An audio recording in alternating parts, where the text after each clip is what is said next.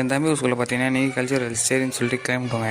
அங்கே பார்த்தீங்கன்னா பஞ்சு மிட்டாய், நெக்ஸ்ட்டு பாப்கார்ன்லாம் கொடுத்தாங்க. நான் என்ன பண்ணேன், பஞ்சு மிட்டாய் வாங்கிக்கினேன். அதுக்கப்புறம் பார்த்தீங்கன்னா நெக்ஸ்ட்டு பாப்கார்ன் வாங்கிட்டேங்க.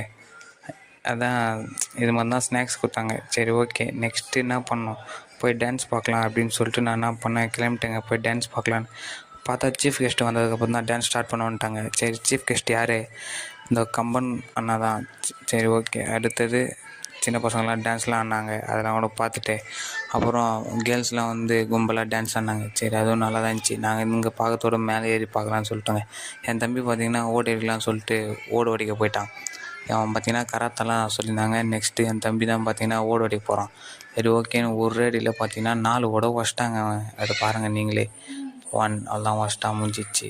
எங்கள் மாமா பையனும் வந்து பார்த்திங்கன்னா ஓடு அடிக்கிற மாதிரி 1 2 3 போடுறா அப்படின்னு ஓடிக்கிறாங்க. ஒரு பக்கம்